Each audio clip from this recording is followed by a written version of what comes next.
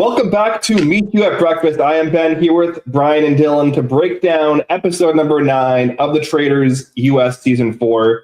And we have a brand new traitor in the turret. We have a murder to talk about, a banishment, a lot of kind of drama, some good kind of story arcs that we're kind of working our way down towards this end game here. We only have like 3 episodes left plus the reunion. It's starting to really come into place here. How this endgame is going to shake out. So,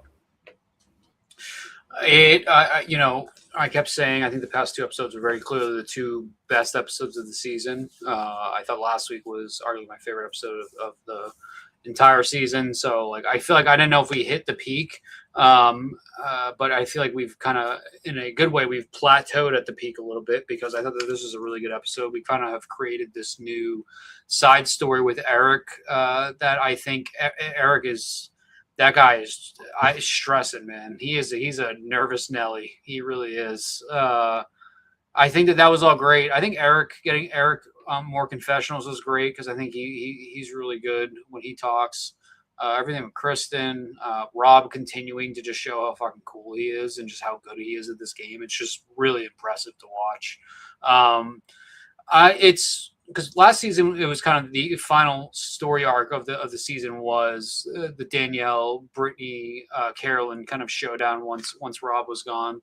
And I feel like the season itself got not kind of boring. Like I think it got old at that point. So I think bringing in a new storyline like this with Eric, kind of with Tara and Johnny too, which I thought was really fantastic. I think kind of diving into their relationship was really good stuff.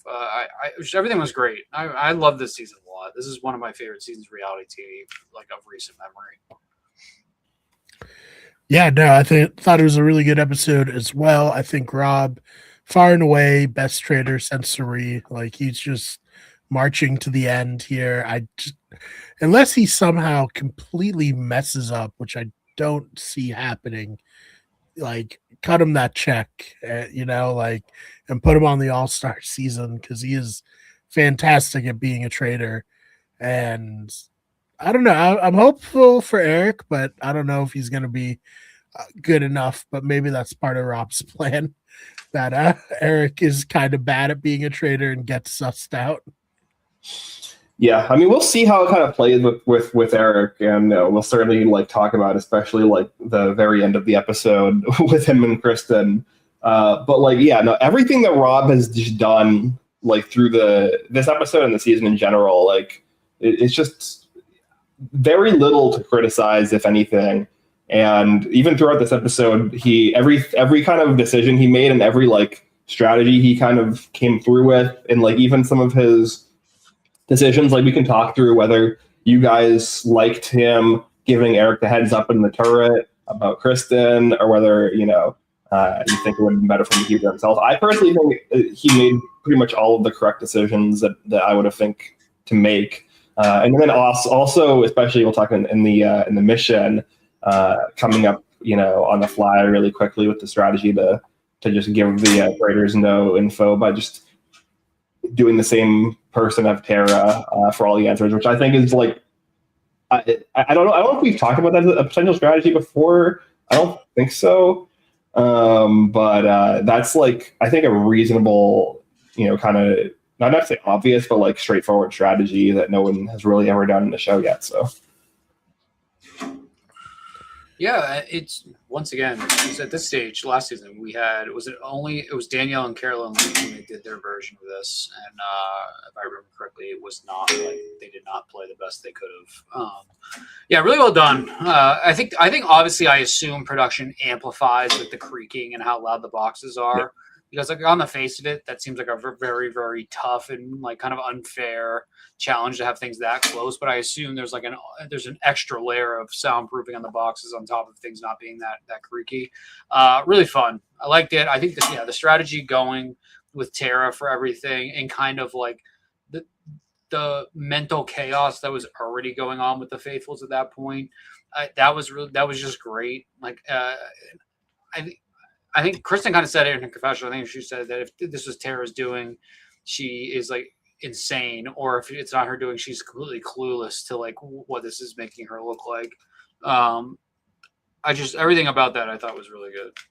It was fun. Yeah, I think all their selections were just well done. And Rob too. It's like I feel like in everybody there, he's on the bottom of all their lists. So it's not even like anybody has remotely suspected him yet. Because even like some of the picks he had where he chose himself, I feel like is a risky move, but it still paid off. Like I think there was 2 answers where he chose himself or chose like more where if he was choosing an ally, maybe it wasn't the smartest thing to do or something like that. But it just worked out for him because he knows his standing with the rest of the faithfuls. That's why, yeah, I think I said jokingly last week that if like the only other funny, like satisfying end of the season is Mora finding out that he's the traitor and getting him out and her kind of being like the last man standing. That is a very, very funny outcome. But I really don't see any other path for this season other than that very silly shenanigans happening. Just because I think that like he's in one of the best positions of a player in an end game that I've seen in a long time. Like it's really impressive. I could literally once again I talk about Rob far too much compared to like people in my family at that point. Like people at work, I'm bringing him up like once a day. Like this guy is like I really hope he's like our next superstar for reality TV. I mean, he kind of already is, but they need like that Boston Rob, that person that like everybody knows, everybody loves, and like he kind of reminds me a lot of that, honestly, because like he's an attractive guy. He plays the game really well. Like it's all very impressive. So kudos. I just don't know if we'll ever get him on something like Survivor or Big Brother, but maybe. Yeah, we'll see. Love Island games, maybe he can be on that. But yeah, no, Rob was great in this challenge. Good strategy, especially when you consider that there's always a chance to win back all the money at the end of the season in a final mission. So like, yeah, throwing questions here might look bad in the moment, but realistically, they're going to get the money back. Yeah, I mean, we talked about this, I think, last season as well. Like, there's no... Like, if you're a trader, you should never try to mortgage your safety on behalf of, like, trying to earn, like, slightly more money in a mission. Like, it's just not... The trade-off is not there. And, like, you know, like you said, like, they usually give people an option to win more money. And it's like, it is like earning an extra $5,000 in the pot really worth potentially, taking a dagger to your game as a trader? Like, it's just not. Like, there's just no like rationale there. And I think this is one of the reasons, obviously, why Carolyn lost last season. I think that we talked about like one of her kind of mistake was trying to prioritize or at least like balance the idea of like earning money versus keeping her guard down as a trader. And like, yeah, no, there's just no reason to. You just have to eat it. You have to play as safe as you can and then get whatever money is available. $250,000. What's more important to you? Obviously, the money's amazing, but like, I want to win the game. I want like at that point, like I'm playing Traitors at work. I am a well, I can't say that because I don't know if anybody at work listens to this podcast. And like I want to win it. I don't know if anybody else playing wants to win it as bad as I do, or even remotely cares as much as I do. But like when you get into games like these like mental and social games, there is some sort of satisfaction there of being like, hey, yeah, I'm the one that did this. We say with Survivor too, like a lot of times we don't get those people that want the absolute drive to win the game itself. They just want to get on the show and be part of the community and all that. The money is great, but I think when somebody like Savannah this season, like when you have somebody that clearly wants to win the game and is doing everything they can to win the game and is playing it so well, it's just it's fun to watch. It's fun for people to care. And you can tell Rob cares. I think he probably wants the money too, but you can tell that Rob wants to win this game. It's so funny. I've been watching these games, and the amount of money they throw out in that show is so absurd. If you want to win money, go on to that show. If you want to, win a game, go on to one of these other ones. Yeah. I mean, it's the same thing with like Dondi before it got canceled, right? Like, you know, you have like spoilers for Donnie season 2. We have like David Gannett winning $4.5 million in that show at the end of it. It's like he won so much money that they canceled the show because they probably got their insurance up their ass. Yeah, I mean, like, for a lot of these people who are either like C-list celebrities or like reality TV personalities, like most of them are doing okay. Like obviously there's like, a handful that probably would, like it would be like a meaningful, like life-changing amount of money. But like 1 to 100 grand to 250 grand, somewhere in that range, depending on whether or not you have to split it, depending on how much you actually end up earning. Like it's a lot of money, but it's not like going to be the driving force for, I think, the majority of the people on a cast like this. And so, yeah, you definitely need people to be cast who are there like for the title and for the glory, and like, to be able to say like, I won this game, like to be able to put it on their like, their career resume or whatever, and to like actually care about it. Yeah, and I agree. I think Rob like very clearly loves these games, and he's very good at them, and he definitely is playing to win, and he's treating it like a game that he wants to win. Do you think that Johnny and Tara are here only to promote the Olympics? I think that's the reason they were cast. I don't know if that's the reason they agreed to play. Because at this point, does it really seem like either one of them want to be in the game? Like, it seems like they're both going through like personal like struggles of, I don't even really want to be here anymore. I think they probably wouldn't have fought as hard at this round table if that was the case. Like they definitely, I think they're just bad. Like I don't think they're like not trying. I think they're just bad. Yeah, right. I don't want that to come off in a negative way, because I think Johnny's been. This was a nice, I feel, coming out episode for Tara, where we really haven't gotten too much of her previous. She's kind of really just been like a C or D character to everybody else. I think that this was a really nice episode to kind of get her out there, which was great, because then I was actually watching some of the Olympics today and she was on it, and I thought that was very cool. So, but that's what I thought about it too, of like they're going to the Olympics right when this airs. Back then when they filmed this, like I think it's in like July or August when they film these seasons. I think it's around there. Like that's obviously you're prepping to be away from your family again when you go to the Olympics. So I think that like I guess I didn't know how much they knew about this game coming into it, which it doesn't seem like a whole lot. And like Johnny specifically in this episode, he was struggling, man. He was in that box. I was getting worried we were going to see somebody have a breakdown on TV. Like every time it cut to him, he looked like he was like internally losing his mind. But he's very funny. I think Johnny's very funny. He was a great casting for this season. Yeah, I think it was definitely part of the synergy of, Peacock having the Olympics, having these two on. It just happened to work out that they're still on the show by the time, the Olympics was airing. But I do think it's good synergy, because when I went on Peacock to watch it today, there was the men's like singles figure skating thing, and I was like, oh, hey, I bet Johnny and Tara are, doing the commentary.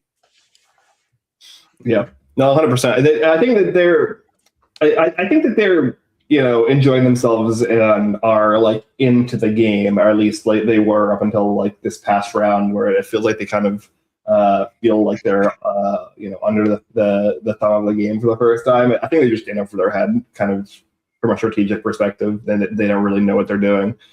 But I mean, they both survived, and I don't think either of them are getting murdered, so they're probably both going to be in the final 7. So, is it like, are they playing a winning game? No, but they are probably going to be in most of the episodes. So, yeah.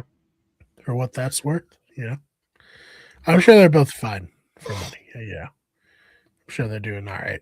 But I guess should we move on to I guess we kind of did talk about the mission. Yeah. Well, the one thing we can talk about the mission too, with talking about Johnny and Tara, is like the big thing from them that we saw that was like very odd was it became by the 4th round apparent that the Traitors were just picking Tara for everyone, And for some reason, both Johnny and Tara still decided to not put Tara's name out for the fourth option, losing the entire group an extra $1,000 just for no reason at all, and putting an extra target on themselves.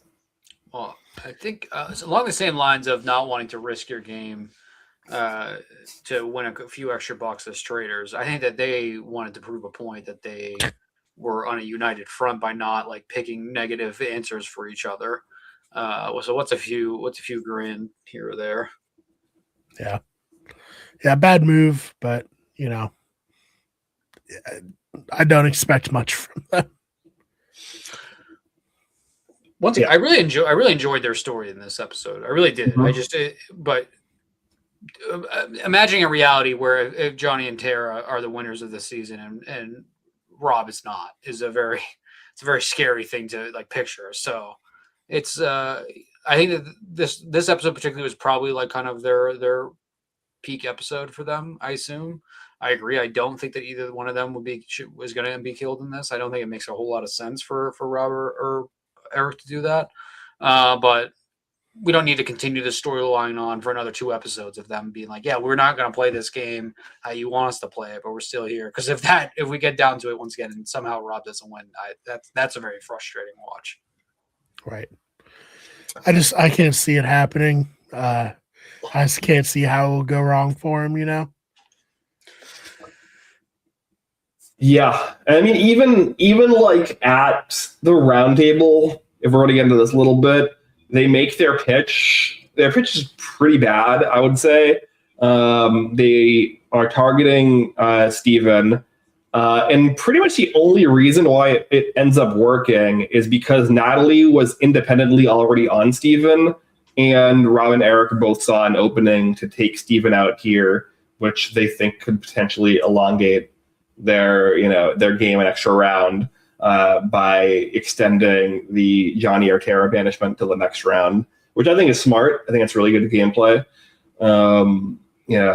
We could talk about whether or not it's going to work out for Eric in particular, but I think that the thought there is good, of like basically keeping in Johnny and Tara as shields for an extra round.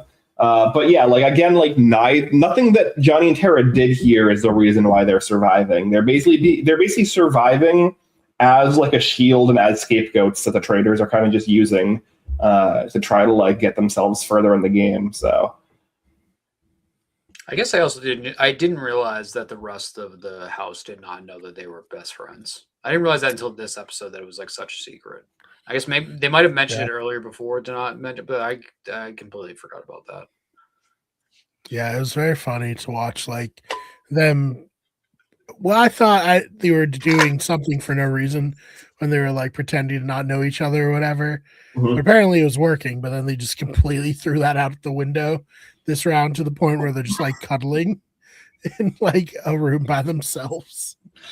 Well, I do remember, Brian, actually, when you and I worked together, I got a job at this place, and my uncle, who was my godfather, also worked there, and we worked in the same department. Mhm. And for some reason, we both decided to just not let anybody know that we were related, even though he was he's basically like a second father to me.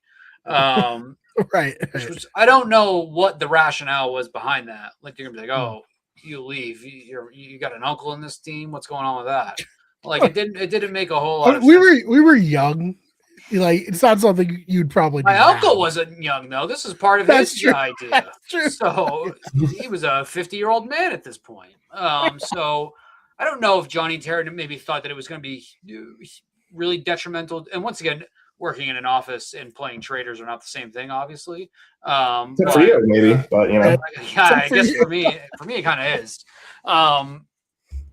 Yeah, I don't know. I guess in a game like this, people get scared when they know that somebody is very, very close to somebody else. We see it a lot with like Survivor too and stuff like that. So I guess I understand the reasoning behind not wanting to do it, but yeah, I don't really know what the point was to be proved here with this speech that they were kind of going in for. Once again, I like their story in this episode.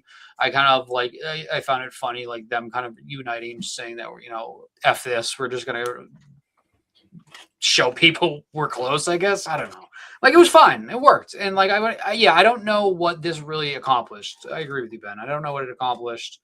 It ate up time, I'm sure, because maybe this vote was a little bit more straightforward than it seemed when we watched this. But yeah, I think going Steven here is probably the right move. I think obviously keeping Johnny and having and basically Tara at this point, keeping Johnny and Tara there kind of almost confirms that you're going to be making the final. It's a final five is when they start, when there's no more. Yes, final usually. Five is.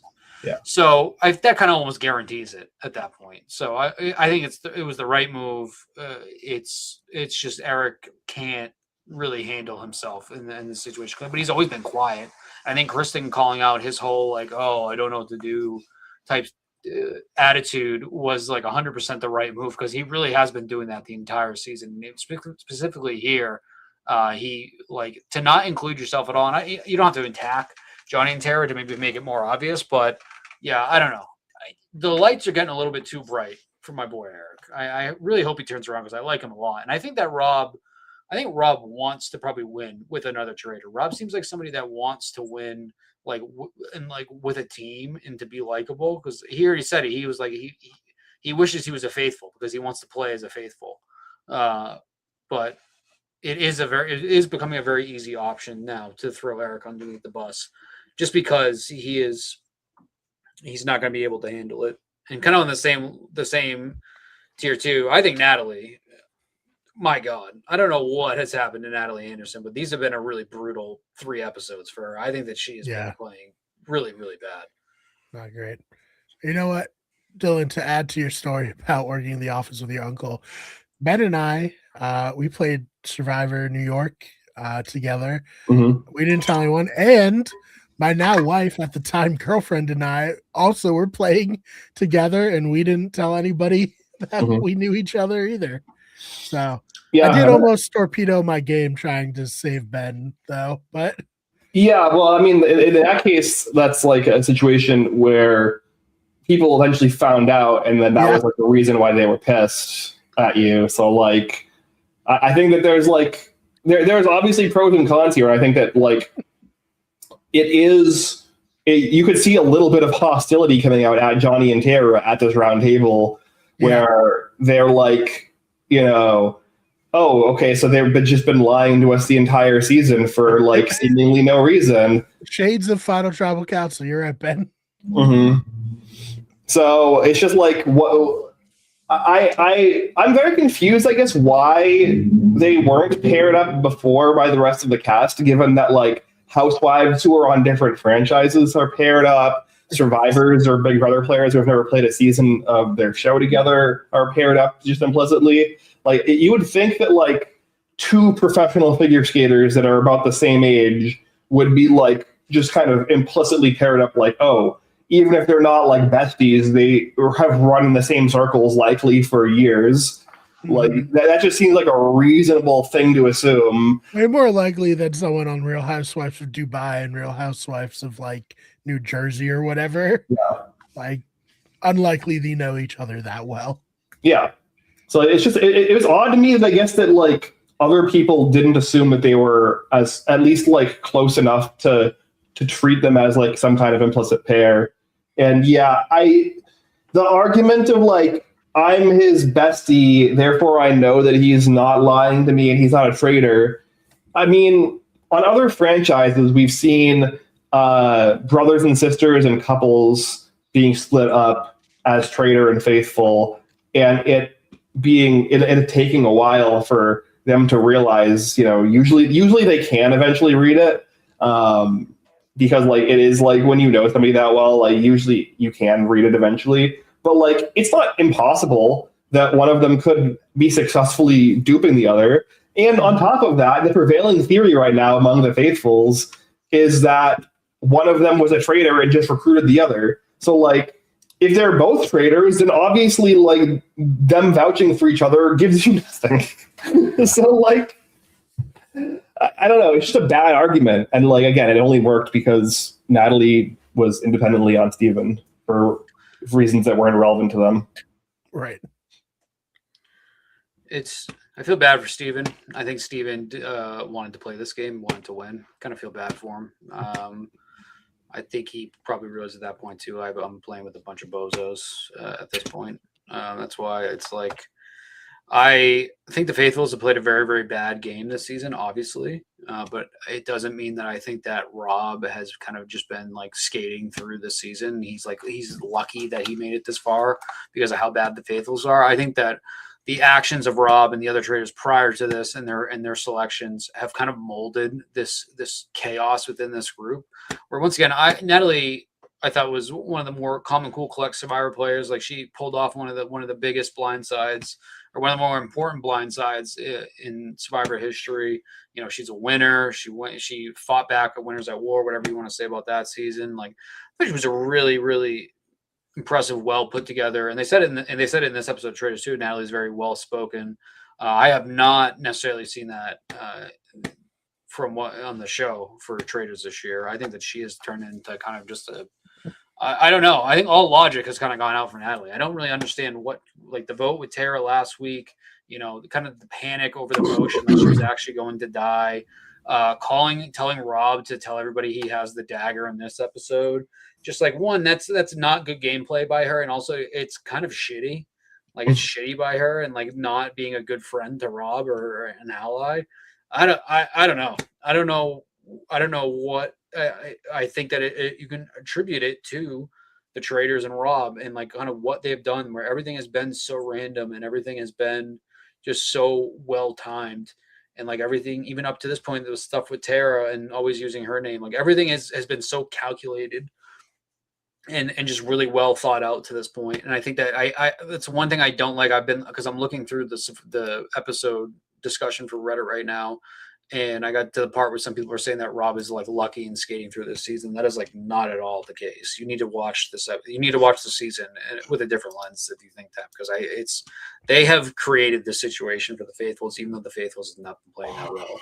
And that's why I think that he's just so damn impressive because they're both losing their mind and completely clueless that it's him. Yeah, I mean I disagree. Like Rob was dealt like one of the like least advantageous like traitor like turrets that you could possibly be given. Like he was put into the turret with two people that were like an obvious like automatic duo against him, who were like both very like loud and like kind of commanding people. So like I disagree that like he's been skating by. Like you could argue like Lisa and Candace losing was a lot of like them misplaying more so than him playing well, and like he got like lucky insofar as like they screwed up and like put themselves in a position where he could like kind of kick them out the door. But like he still has to like play the best out of the three of them in order to put himself in a position to even do that and have the wherewithal to realize that he has to execute on that and like consistently make the best strategic decisions across the board. So like I don't really like this is it very much comes off to me like how people put down like a Boston Rob in Redemption Island or a Kim Stradlin in One World, where they're like it was so easy and seamless, the cast was weak, they were all stupid, whatever. Like it's kind of very similar vibes. When like at a certain point when you play like such a dominant game with like so little like by basically like preemptively putting out any fires that could possibly like come at you, like that's going to look like, so it's going to look easy or it's going to look lucky or whatever, when it's just that you've played like such a seamless game that it feels like you've had no adversity because you've basically like killed every possible adversity before it's grown big enough to become an issue. Yeah, I totally agree with you, Ben. And like I said, Rob, best trader since Suri, hands down. I'm so impressed by him. For someone to come into the game not as a gamer and play as strategically as he has, I don't have enough kind things to say about him. Yeah, it's a lesson on judging a book by its cover, because when he came in you thought that he was just this hot dumb idiot that was not going to be that good of a trader, and turns out that he is a hot genius strategic man who is very good at this game. So Yeah. lessons learned. You know what? I do think that's a good point, because I do think not only did maybe we underestimate him, but his fellow players probably underestimate him because he's so 100%. handsome. I think that's my one concern with Rob, is that if he becomes too relaxed towards the end here, and maybe it maybe like it kind of allows the faithfuls to catch on to him. Not like purposely does that, but I like, you can tell he is still very relaxed, and it could just be the persona, because he wants to come off as being like cool and calm and collected and all that. But I kind of believe it. Like, I believe that he is that relaxed and just is going with it. Once again, I think that he wants to win this game, and he's doing a fantastic job to get there. But maybe he is just a little bit too chill about it. But he has a reason to be chill about it at this point, because nobody suspects him. So that's my only concern, is that maybe he lets down his guard at the wrong time. But that's also like, maybe that's the funny ending we get with Mora snuffing him out and her being like the real champion of the season. There was a very interesting moment at breakfast, I think, where like there was like a back and forth between Rob and Mora, that it kind of like felt like it was like lightly implying that like she was kind of sussing a little bit. But we haven't really got enough from Mora, I think, to really like sell me on that as a thing that's going to happen. And that kind of more to me feels like, you know, either he cuts her in the end game, or he takes her to the end and then like she gets like completely bamboozled and she's the one that like looks like the idiot who brought the traitor to the end and lost. Like, I don't know. There's definitely something there, but we haven't got enough, I think, in confessional for Mora to really know where her head is at. So yeah, I don't know. To me at this point, like, it's just kind of, I understand why he's so relaxed. And until he does something that looks like a misstep, or like could be taken as a misstep from me, I'm just going to assume that he is just like, you know, riding that persona, and he's not really like taking his foot off the gas. Because yeah, I have yet to see really like a major misstep that I can point to. Maybe that's also like contradicting of me saying that I think that everything he's done has been calculated and like well thought out. Because I don't think, I guess maybe somebody that is actually playing the game relaxed enough is not in a state to have like those well thought out and calculated moves that throw people off. So yeah, I think it's more, maybe it is more kind of for the show to continue playing that he should be no threat to everybody. Maybe it probably is more of that. Yeah. I think also they're probably doing it, especially in this episode, to contrast him with Eric, who, especially at the end of the episode here with Kristen, gets basically sussed on because he's being kind of frenetic, neurotic, high-strung, like not answering a direct question, like seems evasive in terms of him being confronted by Kristen. And I think that like maybe that's the contrast they're drawing of like, hey, if Eric does lose at some point, whether it's next episode or the episode after or wherever, this is why Eric lost, because he, you know, wasn't being cool, calm, and collected. And look at Rob; he's being cool, calm, and collected while still playing a great game, still making good decisions, and that's why he's able to, you know, stay under the radar. What is what do you guys think the kill is? What do you think the right kill is here? I think you could make an argument for Kirsten or Natalie. Honestly, I think it depends on. I think that I think Kristen's probably the kill, but I don't know if Eric will go for it. Mm-hmm. I think it potentially comes back on Eric if it is her. So maybe Natalie.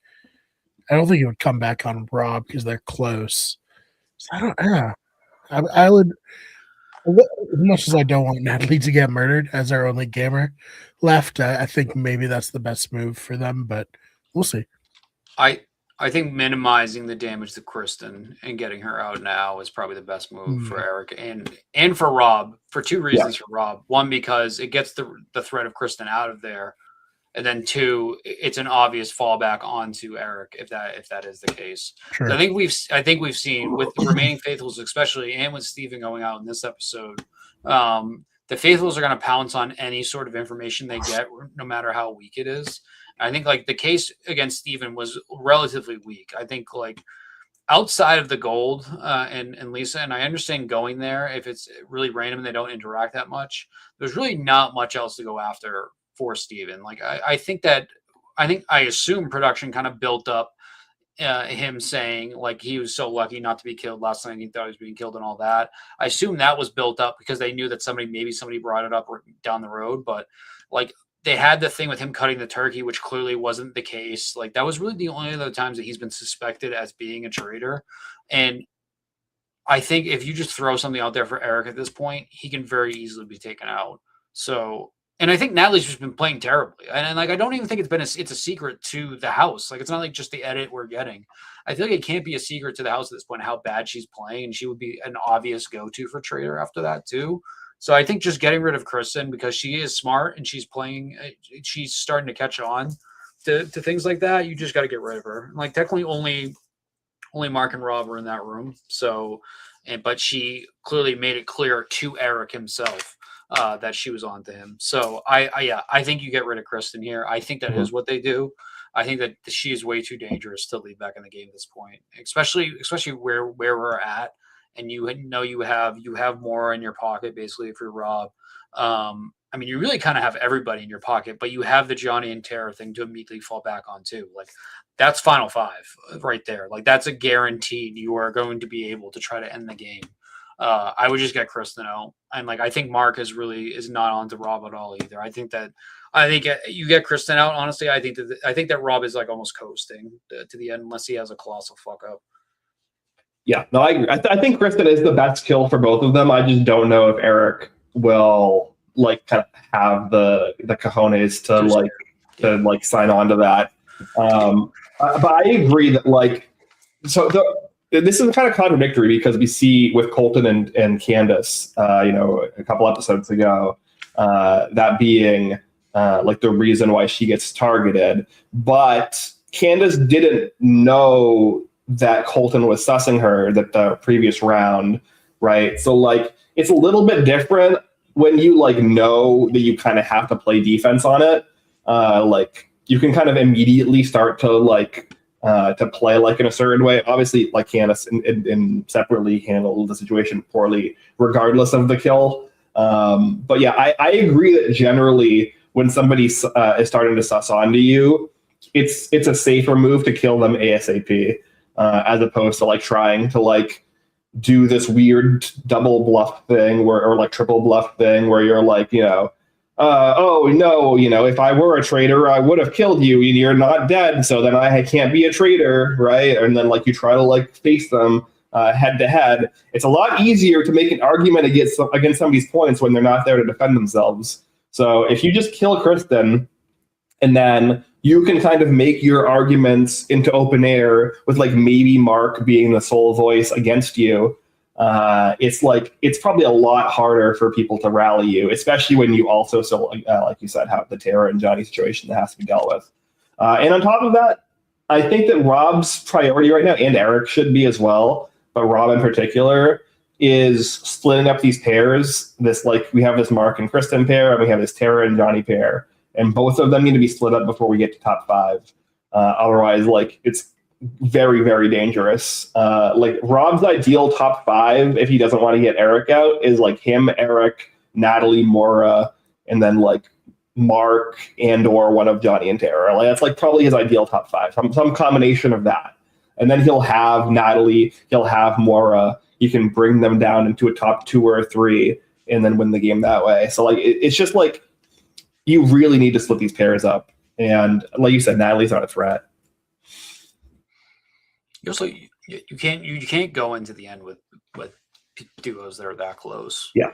Because I think Rob can probably consider Maura his she's the other one to his duo, but there's not really a world where Tara and Johnny I don't think Kristen and Mark are as close as Tara and Johnny, but they've been playing together for pretty much since the beginning of the game, from what we've seen. I don't think that as much as they love Rob, I don't think that they would turn on each other. So yeah, I think that that's 100% the right play to just get rid of the pairs, and also you're eliminating the threat of Kristen, who is like on to a traitor at the moment. So